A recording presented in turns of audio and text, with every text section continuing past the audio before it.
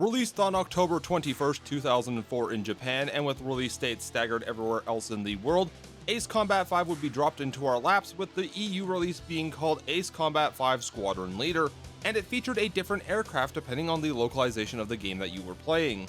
The game was received well by both fans and critics alike, with statements pointing towards the fact that while it wasn't as revolutionary as Ace Combat 4, that it wasn't a bad thing, since Ace Combat's strength isn't from constantly reinventing the wheel, but instead building upon the simplistic and fun action that it already has established. Ace Combat 5 is considered successful, as it is the 4th highest selling Ace Combat game to this date, selling 1.8 million copies, and that is quite impressive considering that it was a game that was only on the PlayStation 2. Now to talk about the gameplay in the background, you may notice some small graphical misalignments with some parts of the UI.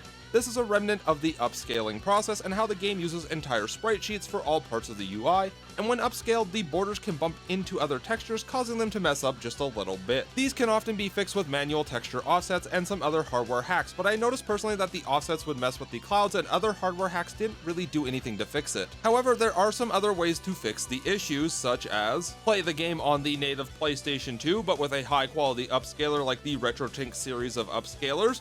This would allow me to use a proper capture card, but those cards also cost $200, and that is something I cannot afford. Play the game at native resolutions on the PlayStation 2 without any upscaling, which looks okay, but requires a specialized capture card, and the native 480i format of the game causes my monitor to have a massive panic attack and it won't display a picture because it is below HD. Find someone that is willing to share their PlayStation account with a copy of Ace Combat 5's HD port that was released as a pre-order bonus for Ace Combat 7.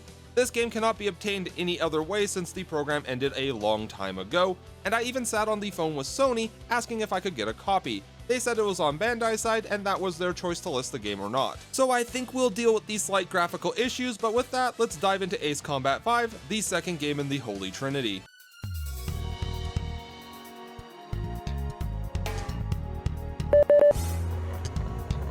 During the 1980s to the 1990s, there was a long-standing Cold War between the nations of Ossia and Yuktobania, where tensions between the two superpowers would see the creation of many different superweapons and also systems designed to counter those superweapons. Then in the year 1995, the Cold War would cease for the time once the nation of Belka sought to expand its territory upon finding resources in the B7R sector. Yuktobania and Ossia would create an alliance and seek to end the war. After the end of the Balkan War, a group of Balkan supremacists with ties to politicians and businesses would form the Grey Men. They would begin to silently possess key strategic facilities such as Mount Sherm, Castle Steer, and the former South Balkan Munitions Factory, or as others may know it today, North Ossia Grunder Industries. They had plans to reignite tensions between the two superpowers. In the meantime, the two nations began to work on several projects together, as well as cooperate during the Ulysses asteroid threat. From these projects, the Bassett Space Center and Arkbird were created, with the latter being sent up as a symbol of peace between the two nations and a bridge to outer space. Now in the year 2010, with unknown triggers most likely related to the infiltration of the Grey Men into both Yuktobanian and Ossian militaries, an SR-71 is spotted flying into Ocean airspace, and this is where the player comes in as Blaze, a rookie pilot assigned to the War Dog Squadron with the task to intercept and capture the rogue SR-71. Now that we are caught up on the story for Ace Combat 5, we need to talk about the new delivery mechanism for the story itself that is taking place in the game. Unlike the previous title, which used hand-drawn still images to explain its story from the perspective of someone who lived as a civilian during the Continental War, instead Ace Combat 5 uses CGI cutscenes that, yes, will look bad today as they are just video files and are not subject to upscaling themselves. These cutscenes are directed more towards the player, the reporter Jeanette, and the other people that are on the Sand Island base, your squadron, and of course the captain and Pops. This was designed to make you have more of an emotional connection to the other characters in the game. Once the first cutscene is done, we finally get to play the actual game, and normally I would put a full hangar showcase here explaining things, but one of the things that Ace Combat 5 does is lock the player's aircraft for the first 5 missions. This will occur even in the SP playthroughs of the game, and it really does make the pace of the game feel a lot slower. These first few missions can take upwards of 30 minutes when playing through them, and when compared to some of the other franchises like Persona, where you could be stuck playing a game upwards for an hour before getting a taste of combat, sure, it's not that bad, but at the same time it makes me not want to do repeat playthroughs. However, the first mission will still give us a taste of the dialogue, which tries to be a bit humorous, but at the same time... That's your name, act for comic dialogue. You mind sending a surrender request for me? Oh no, please, age before beauty. I'm real shy around strangers, you know. Jeez. Testing. Attention, unidentified aircraft. Set your course for our beacon immediately. Good. We will direct you to the nearest airfield. Lower your gear if you understand. The dialogue can feel a little bit inappropriate. I get that they're trying to give the characters a personality, and it does do that pretty well, but a few times I wondered why the line was there or why it was even said. This also introduces our Captain Jack Bartlett, who is voiced by Steve Bloom, who many may know as Spike Spiegel or Tank Dempsey. I will say, for as awkward as the dialogue can be in the game, there are many amazing voice actors that worked on this game. But we are also introduced to our squadron, including K-Edge Nagase, no relation to the Ace Combat 2 pilot, and Alvin Chopper Davenport, who is a loudmouth and opinionated fellow even if it clashes with his superiors. The first new addition to the heads-up display is to the left. The D-pad is now tied to the squadron command menu. Pressing any one of the directional buttons will pull up the menu. Pressing it again will issue a command. You can tell them to attack everything in front of you, disperse, which allows them to attack enemies at their own discretion, and cover, which pulls them back to formation, and any enemy that targets you becomes their target. The fourth command is special as it is a toggle that allows your squadron to use their special weapons. I personally found a few issues with the squadron command menu, with minor ones like having to press the button twice to issue an order, the special weapons toggle turning into a use only these weapons button, and the fact that when they did their jobs on occasion, I didn't really feel like I needed to give them orders, as the game is perfectly playable without the actual squadron command menu, and you can make your way through the entire game without having to rely on them at all. You'll just run out of ammo quite often. During the second mission, Nagase flies a little too close to the sun and Captain Jack Bartlett will get shot down, so now we are the squadron leader for the third and fourth missions, as neither of our two squadron mates want to take over. The third mission of the game does introduce something that we will see a few times throughout the game, and that is the usage of the emergency briefing. These are often used as a way to keep the pace of the game going, or directly update the player on their objective if it changes mid-mission. It also means that you cannot change your aircraft often when these things show up. But now I can also discuss the mechanic that we got to experience in the first couple of missions, but now it can tie properly into the fact that we are the squadron leader. That is the fact that your squadron, along with other NPCs in the game, can ask you questions. You have the option of answering yes or no to them. This does have a tiny timer that will tick down, which will give a neutral reply to the question, almost as if Blaze is being a silent protagonist or something. Most of the time it actually doesn't do a whole lot, it just lets the characters talk about something that is on their mind, be it the mission or something that has occurred during said mission. It can also be the squadron asking to change the order that they want to follow, often switching between attack and disperse. There are exactly 2 times where conversations will affect what story missions you play, and they are related to talk about face and back of the coin. Otherwise, unless you really want the tiny amounts of extra lore, you can just ignore them for the most part. With the fourth mission, there's also something that is unique about its cutscene, and that is that it features a licensed song. The song Blurry by Puddle of Mud will play, and while I do like that song as I grew up listening to music of that era, I cannot play the actual sound from the cutscene, as I don't need UMG blowing up my channel just to get the 10 cents that they would get from a millisecond of their music being used. This is also the mission that will give us our 4th squadron member, Hans Grimm. He is the youngest member of the squadron by far, and this shows in his inexperience, but also shows an unwavering amount of courage and resolve when it comes to wanting to end the war with as little loss of life as possible. This was also supposed to be the mission where we get a new squadron leader, but he was kind of shot down while trying to land his plane on an actively bombed runway. Like, what kind of logic is that? I know you're running low on fuel, but at least ditch it in the ocean and let a rescue copter get you.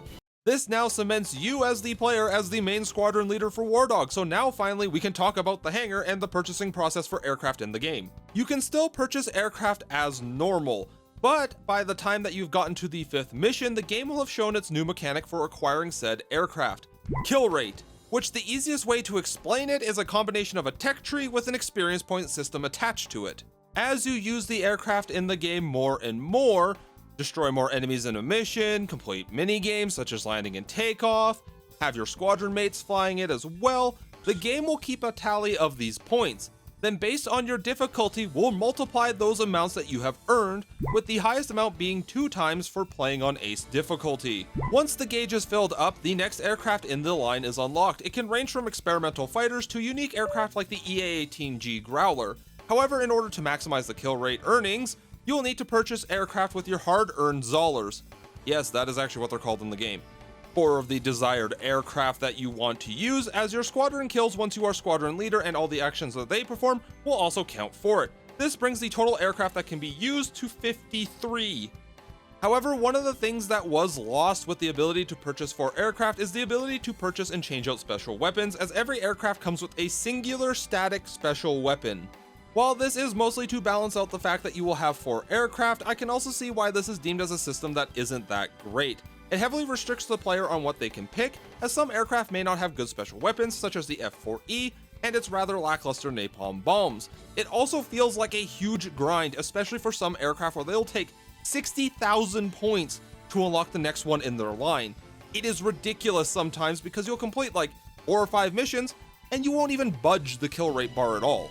The mission that is playing out in the background as our first time as the leader of War Dog Squadron will also show off the first of the super weapons that we will have to fight in the game. This is the Sin-Fak-See, a submarine made by Yuktobania that carries the powerful burst missile that rains down death on anything caught underneath 5,000 feet. I will warn you though, for this mission, pick your aircraft carefully, as one of the things that Ace Combat 5 loves to do is lock your aircraft to the last one you just used between missions. Welcome now to a new segment called Kuro's Fun Facts about Ace Combat. And the first one we'll be talking about today is the burst missile that is shown in the game was actually meant to be carried by an aircraft at one point. This aircraft was known as the ADA-01A Adler and was designed to be the attacker variant of the ADF-01 Falcon. Sadly, the aircraft was only in development builds of the game and got scrapped later on. We would not see the Adler return until Ace Combat Infinity, where the Spatial Destruction Burst Missile, which is what a mod calls it, was replaced by the regular multi-purpose burst missile. We lose most of our fleet as we learn that boats cannot get to 5,000 feet in the air, and if they could, what are we playing, War Thunder? So they get obliterated with the Kestrel being left alive, and because I don't have enough fuel, we are transferred to Higher Lark Air Base in the far north, and yes, I did check it. It is a actual shorter distance to the Air Force Base than Sand Island is. Losing everything we have, we grab a bunch of rookies, or as I call them in the game, nuggets, and bring them back to Sand Island, then immediately get deployed to protect the mass driver at Bassett Space Center.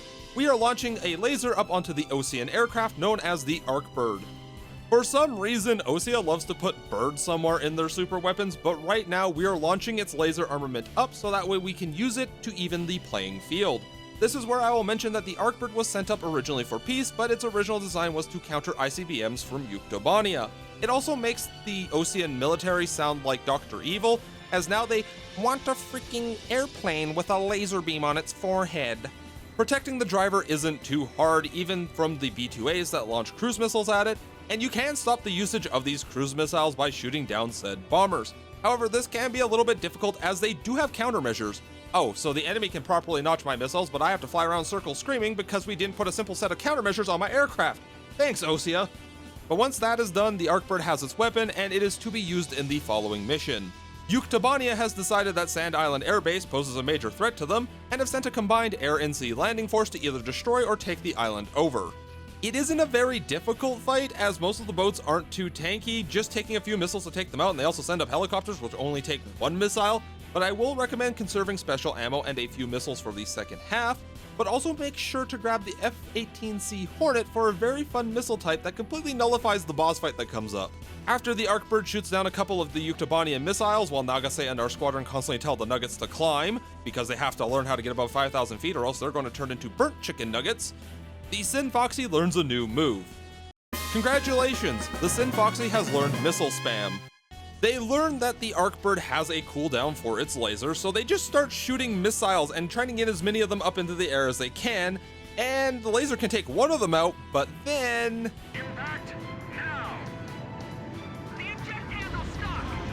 Wings damaged, losing altitude! They're all falling! Damn it! Yeah, we lost every single nugget in the sky, and we were told to just play dodge the burst missile for a little bit.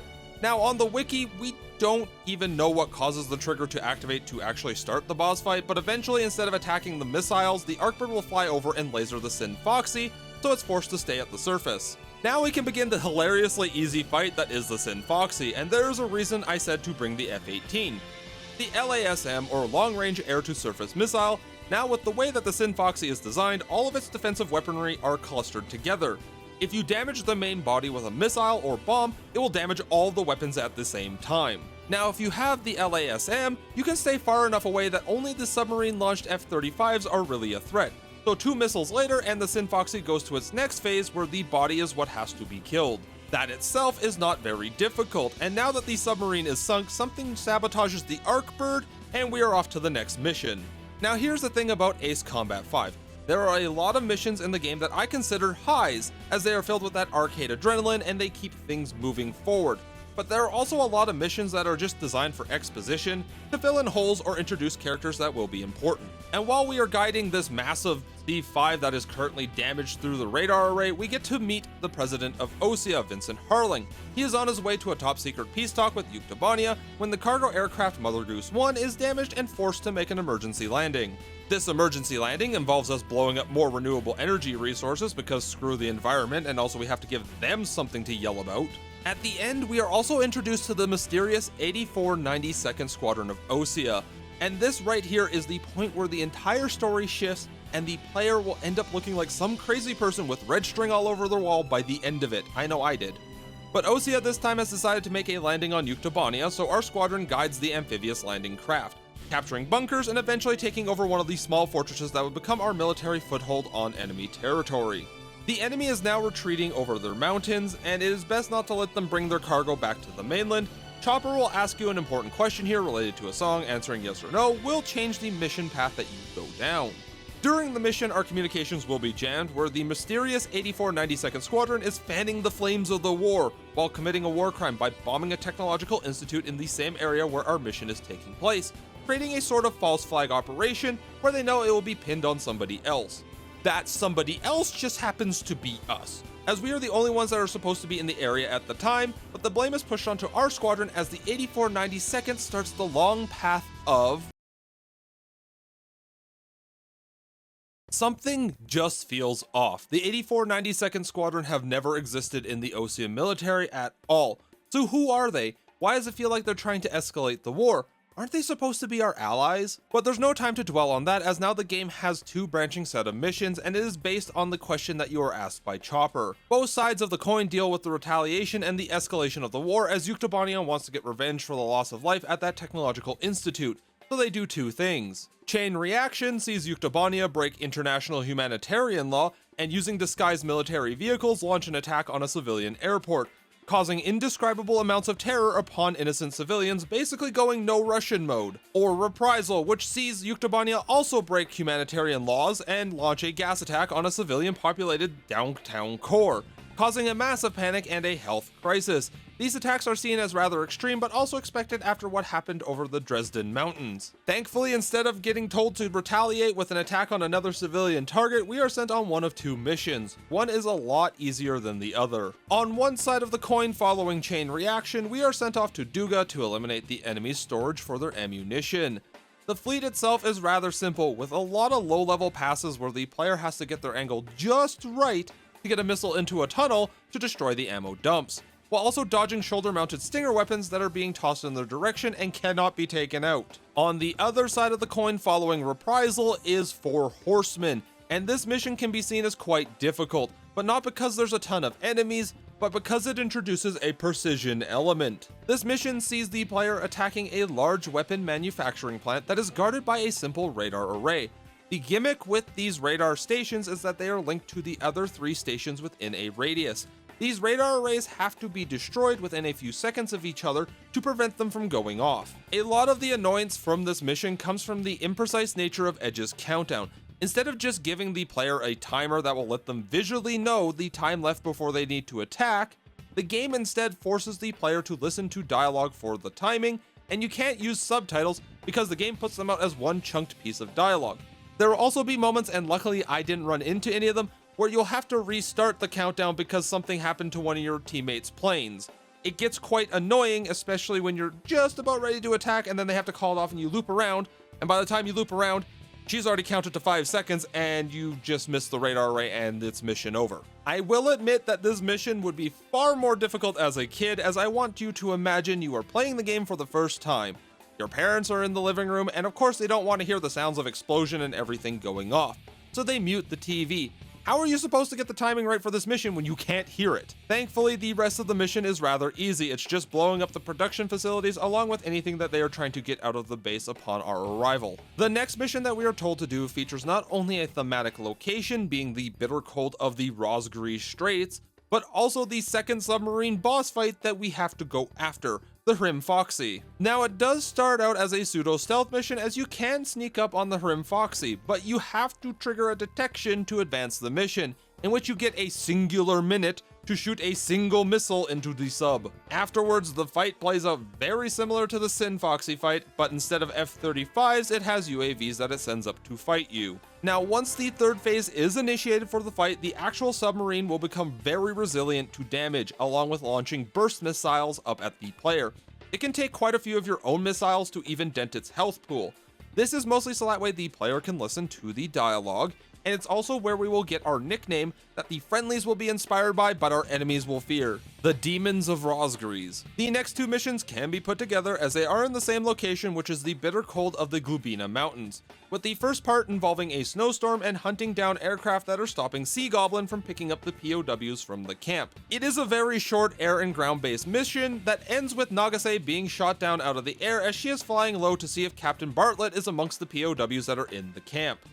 Then comes her rescue mission, and I will say that it is a rather unique mission, if not a little bit boring at times.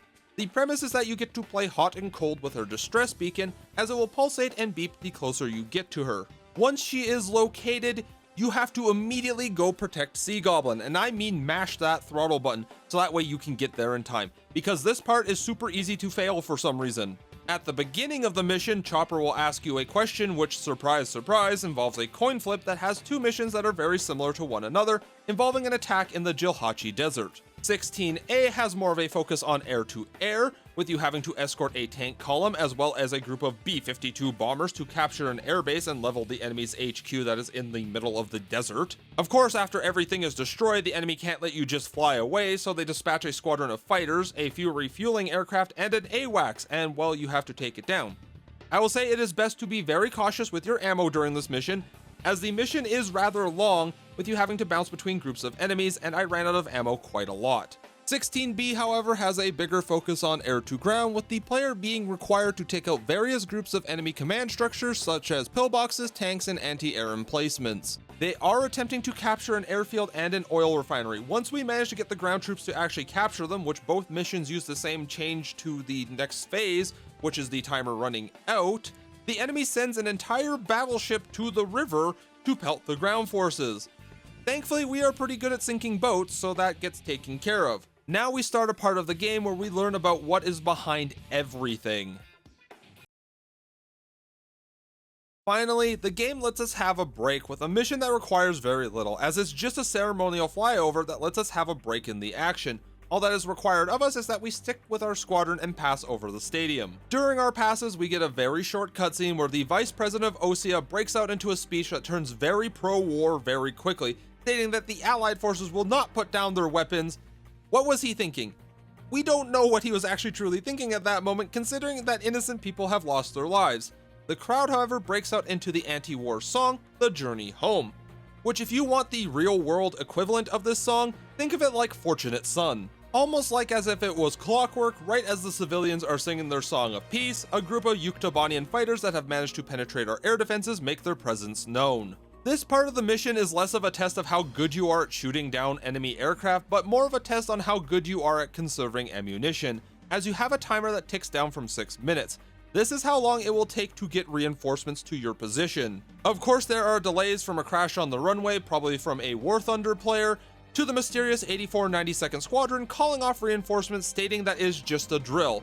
All of this is an orchestration behind the scenes to eradicate the one thing that has the potential to keep the war from escalating further, the Four Wings of Sand Island, or as they call them, the Demons of Rosgries. During this mission at some point, one of our squadron members is hit. it is Chopper, and not wanting to land his plane in a heavily populated city where civilian lives could be at risk, he is instructed to land it in the middle of the stadium. Sadly, his aircraft malfunctions, the canopy is unable to be opened, and just like that, we have lost one of the bright spots in our squadron. The one that alleviated a little bit of the weight of the world that was put on our shoulders with his wisecrack jokes and sometimes awful timing for dialogue. The squadron falls silent and we fight our best, almost like we are possessed by demons, until we can avenge our friend. But if there's one thing heroes don't get, it is a break, and we must take over Kruik Fortress, the last bastion of defense near the capital of Sinigrad. This isn't a difficult cast-based mission, even if the first few times I tried it, I did fail. Now we are heading off to get refueled and back to Sand Island when we meet the infamous 84 92nd Squadron as our escort home. But as we pass by them, our RWR goes off and a missile is launched into our direction. Our communications are jammed and we waltz right into an ambush. Surrounded by advanced Belkin aircraft, the player has to make a choice: fight it out, which is a much harder route and your aircraft may be ill-equipped for dogfighting considering the last mission was a cast mission and a lot of people may bring an attacker for it, or make a beeline to the east using the mountains to terrain mask to get back to Sand Island.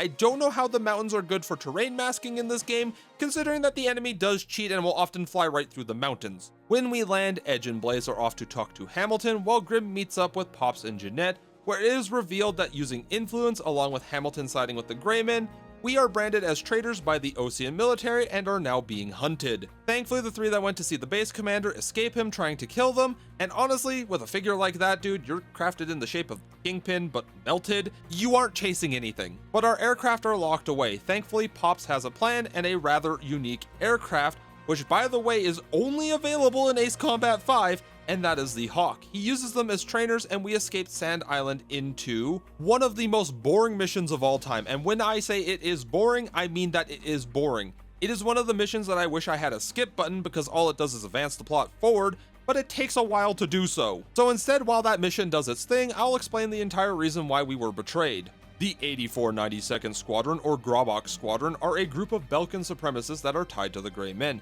a secretive group that not only wants to reunite Belka as a nation, but also wants to send out a reprisal for the humiliation of defeat during the Belkan War. Pops, on the other hand, is a former Belkan ace that fought during the Belkan War of 1995, and while most in Osea know him as Peter N. Beagle, his real name is Wolfgang Buchner, and some know him by his callsign of Huckabine the Raven. He refused an order during the war to drop a nuclear weapon onto Belkan soil. This caused him to be branded as a traitor to his nation, and when he attempted to flee through Area B7R, he was shot down. Now the story around this is a little bit fuzzy, as if it was Grobok Squadron that took him down or whether it was a hotshot mercenary from Ustio called Cypher. All we know is that that is how he met Bartlett and eventually joined the OADF as part of its mechanic corps.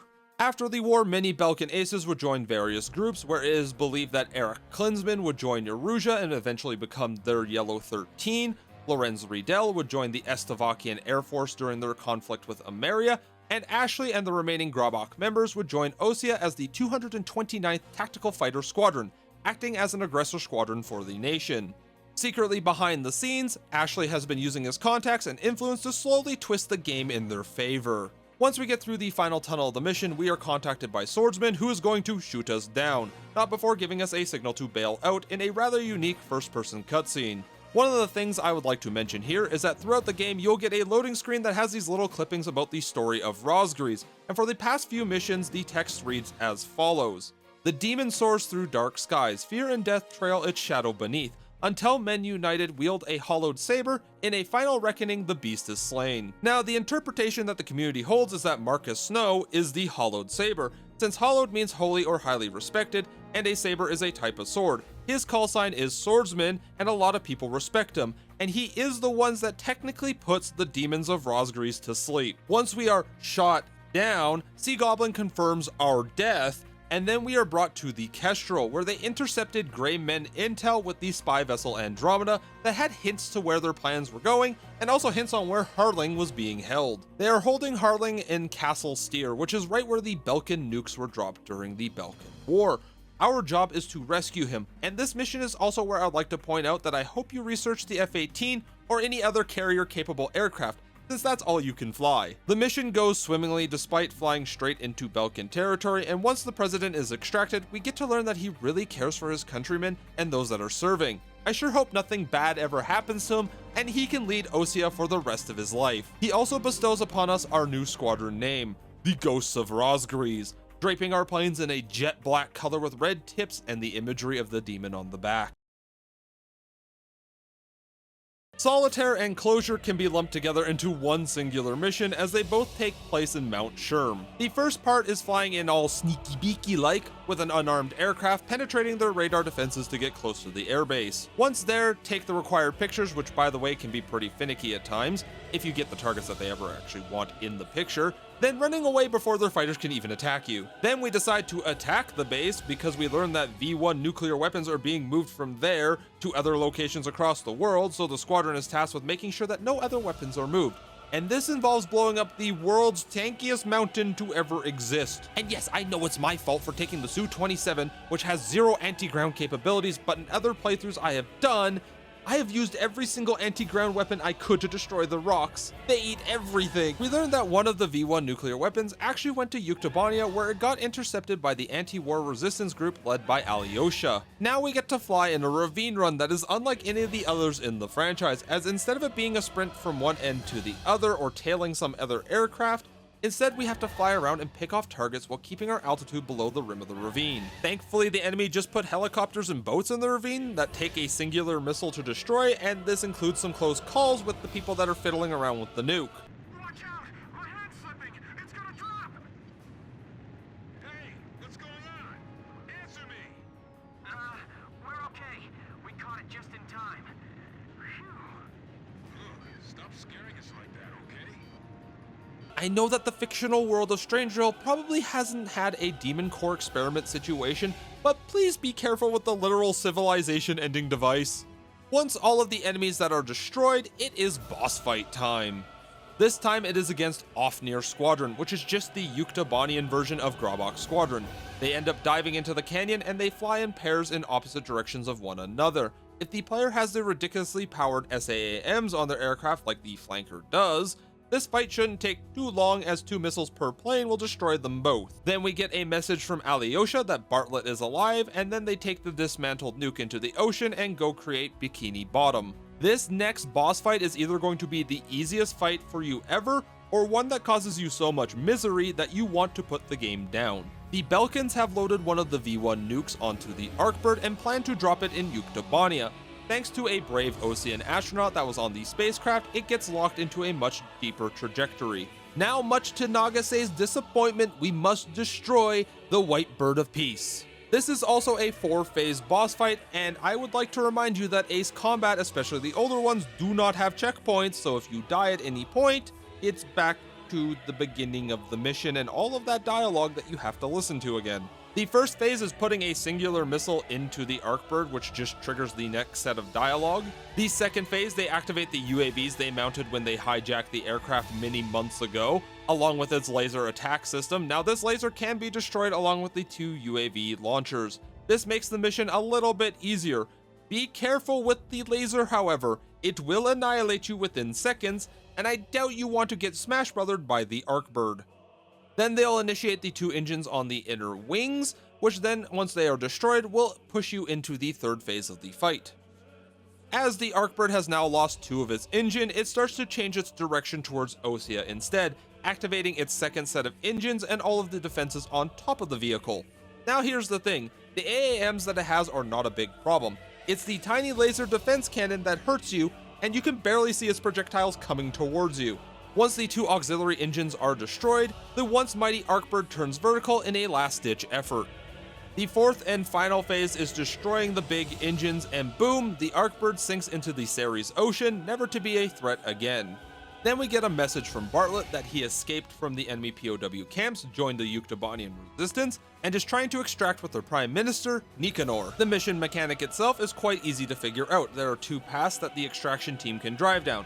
The longer route, which has less enemies, or smash through the shortcuts, which cuts down the time that you are playing the mission, but has more of a risk of them being blown up. There is a time limit to get them to the airfield, which is around about 11 minutes and 30 seconds. Generally, if you are good enough at taking out both air and ground efficiently, It is smarter to take all of these shortcut routes, but if too much damage is sustained to them or you are running low on ammo, it is better to take the longer routes.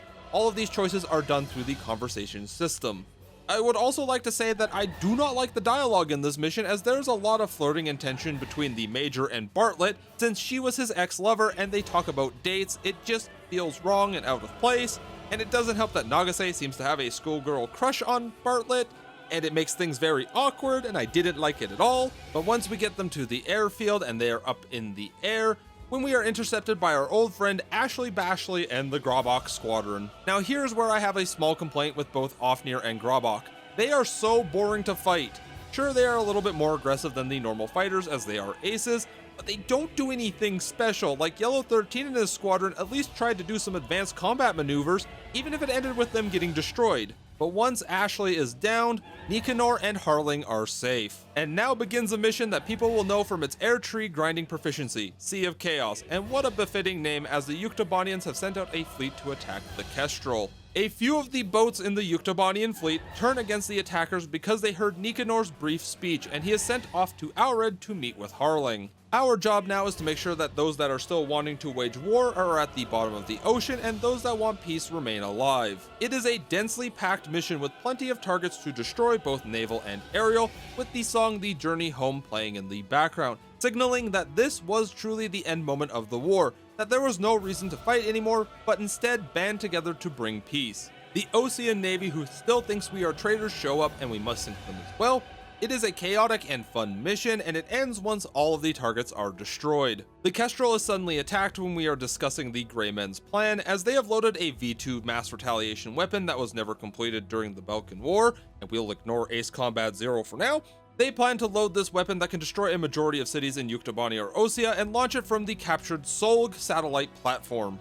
So now it is off to a city that is very important to the Ace Combat franchise, and that is Sudentur, where Grunder Industries is located. They have dug a tunnel connecting the two Belkas and stored the controls for the Solg inside of it. Now the final mission of the game starts out in one powerful moment as we are flying forward into the unknown. Contacts start to appear on the radar, but instead of being enemies, they are those that are now fighting for peace. As men who once saw each other as enemies, vision clouded by what their so-called leaders have said, and those that have been led astray by Balkan influence, are now uniting underneath one banner to stop the true evil of the world. They also bring one of my favorite characters in, and that is AWACS Oka Nieba.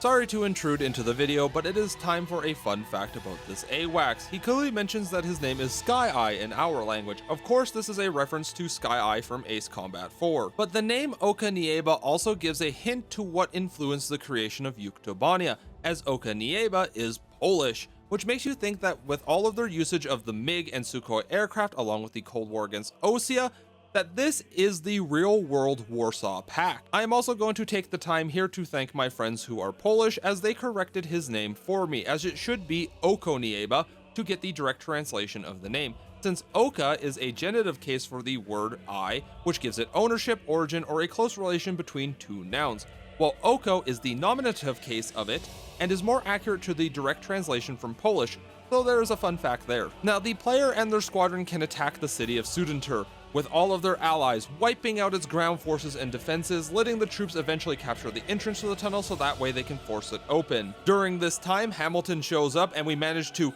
destroy his aircraft to take it out of the fight, and at this point I would like to petition to change the call sign from Blaze to Glaze, because every little action I do, I swear a member of the squadron is there to point out how that little action was the greatest thing ever. But now the tunnel is open and Bartlett is flying from one side, while Hamilton pursues us from behind going through the other way. It is a short tunnel run similar to the ones in Ace Combat 3 and 7, where there are doors that will close in front of the player. It shouldn't be too hard since you can just use very minor adjustments and fly through the tunnel system. We destroy the cores and pass Bartlett, and then it's a scramble to get out of the tunnel network before the doors close and seal us in, and just like that, the Balkan threat is neutralized and we are done with Ace Combat 5. Or are we? Remember the Solg? Well, the Belkans hid a little secret inside of it. If any form of disruption to its communications would happen, the satellite would drop from orbit and through the power of Xeon, crash into the city of Aured along with detonating its V2 missile. So an emergency scramble from a highway, which is a really unique takeoff for the Ace Combat franchise, we are tasked with flying out to where its descent point is and making sure that the vessel doesn't destroy the capital. There will be a countdown on your screen. This isn't a game over timer, it just states how long until the Solg reaches its descent point.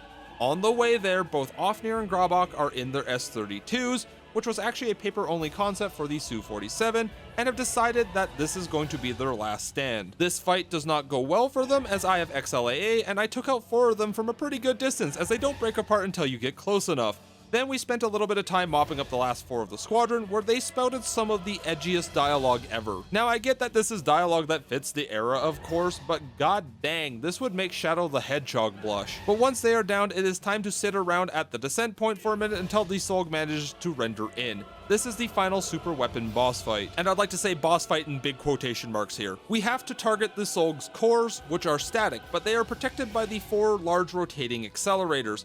So the player has to play a carnival minigame and shoot them before they are covered again. And this is where I will say this once. Be careful with the solar panels that are on the sides of the Solg. They can kill you when they break off. I almost got hit with one during this playthrough. The captain's with us, we can do the impossible. Who almost shot that? He almost hit me with the fucking beast, bastard. But once all 4 of the cores are exploded, which is easy to do with cannons, we get a cutscene where Solg explodes in the air and it is over. The war, everything, it is done. The Belkan threat is over for the time being. Much like its predecessors, Ace Combat 5 features many unlockables from skins to special aircraft, so let's go over a few of them. Upon completion of the game, the player unlocks the music player, the CG viewer, and the SP campaign and free missions modes, along with aces that can be shot down for their skins once the aircraft is purchased. Completing the game, unlike in Ace Combat 4, will just unlock both expert and ace difficulties. Destroying 5 hangars that are found in missions 12A, 12B, 16A, and 16B, and mission 27, will allow the purchase of the ADF-01 Falcon fighter. Purchasing every single aircraft that is not the Falcon will allow the purchasing of the XO2 Wyvern from Ace Combat 4. Completing the game on hard mode with all S ranks will unlock an alternate skin for the Wyvern if purchased. Completing the game on expert with all S ranks will unlock a skin for the Falcon if purchased. Completing the game on ace difficulty with all S ranks will change the icon on the player's memory card from the gray OADF F-14 to the black and red Rosgrees F-14, along with having a heartfelt message in the final debriefing. By the way, don't skip that because you can't see it again. Ace Combat 5 features an arcade mode that is known as Operation Katina. It is a short story that takes place 1 year after the events of Ace Combat 4, as Mobius 1 apparently cannot get a vacation. Free Erusia is a rebel force that is comprised of people that are wanting to continue the fight, stating that the new government was too passive for their liking. All of these missions are quota-based missions where the objective is rather simple. Using the limited weaponry that you are given on your F-22 Raptor, fly up and destroy a certain amount of targets within a time limit. The more targets you destroy, the more time you get, and you can replenish your ammo supplies by destroying targets labeled with an M or an S. There are no briefings or stories between the missions, just straight gameplay. After the second mission, the game splits into 2 paths, that then split into 2 ending paths. And all of the paths end in the same way, where they fight against a squadron of unmanned XO2 Wyvern fighters, just in varying amounts. After you do complete it, you get a little tiny story blurb about how free Erusia is gone. Erusia has now gained a whole bunch of information about the XO2 and its unmanned capabilities, and a whole bunch of other things like that. It's just a very simple ending to the game mode, so that way you can replay it. Now, personally, in my opinion, the game mode is pretty fun, but also a little bit unsatisfying at the same time. But what do you get from all of this? Well, one completion unlocks 13 additional songs in the music player, but also unlocks the F-22A Raptor with the Mobius 1 color scheme. Completing all 16 levels of the arcade mode will unlock the ability to use any of the 52 aircraft in the mode, with the same weapon restrictions found inside of the game mode. I will personally say that Ace Combat 5 is a pretty good game that has really high highs but also extremely low lows, with decisions that are honestly baffling when the base of Ace Combat 4 was already pretty fantastic. One of the things that I did enjoy were the environments. They were pretty varied, with multiple different locations being shown off, and they were also rather pretty to look at, and Ace Combat 5 still holds up to this day with its graphics, as they are basically the same as 4's, but with just a little bit better lighting. But all of the positives come at the cost of some rather boring villains, an aircraft unlock system that is restrictive towards the player, which personally I don't mind as it's a tiny bit more realistic, as planes like the EA-18G carry very limited weaponry, and found the missions with the carrier restricted aircraft actually quite cool, even if the selection of aircraft is extremely limited. Now, the things that I didn't like in Ace Combat 5 are things like the gimmick missions, the coin flips, and how the story just devolves into Belka bad. Sure, in the first playthrough, the gimmick missions are okay, since you still have the intrigue and mystery of the story to drive you forward, as you don't get a ton of information and they kinda want things to be pieced together by you. But on subsequent playthroughs, those missions, like for example Final Option, are so boring and are just used for exposition that it makes a maybe 5-minute mission feel like it takes an hour, and there are some gimmick missions that don't let you even save as they follow directly after a main mission. I also dislike the coin flip missions as they lock aircraft behind them, but it also really felt like those missions were designed to just pad out the game time a little bit more. But it's also the way they delivered it. Get asked a question, answer yes or no, get Chopper's answer, and then you are locked into said mission with no way to change it. A few of the story beats also just felt off with me, like how the main antagonists, being the Grobak and Ofnir squadrons, never really got any character development outside of Belka did bad things. Belka hates everyone for stopping them from doing those bad things, and their dialogue was just edgy and nothing really more. Plus their AI was really bad. Most of the time they could have had the clearest lock on me and instead just fly past me, or if I was chasing them maybe turn a little bit, but no advanced combat maneuvers. Overall, is Ace Combat 5 my favorite game in the franchise? No. But is it a really bad game? Also no. It's a really good game that gets dragged down by some really odd decisions. It feels a bit bloated at times, with it being one of the games that takes quite a while to beat, and has moments where it restricts the player a little bit too much, and those repeat playthroughs may feel unfun at times.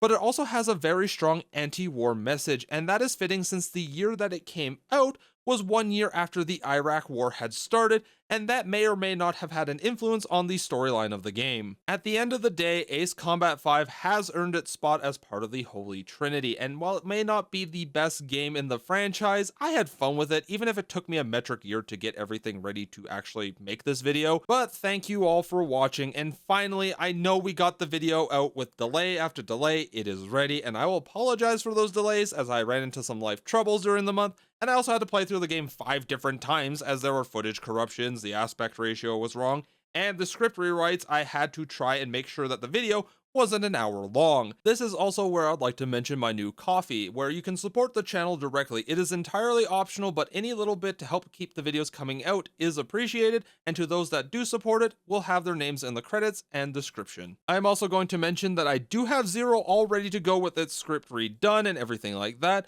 I will also be mentioning that I am not playing X2 and Assault Horizon in the main set of videos. They will come out a little bit later, since they are technically side games that don't deal with Strange Rail at all, and are instead set in a rendition of our modern day Earth. So now that we have 5 done, expect Zero's video very shortly after this one, along with a few other Ace Combat and War Thunder videos mixed in, to make sure that I have an actual upload schedule to please the YouTube algorithm overlords. But now I will leave you with a final message. Have you found what you want to fight for yet, buddy?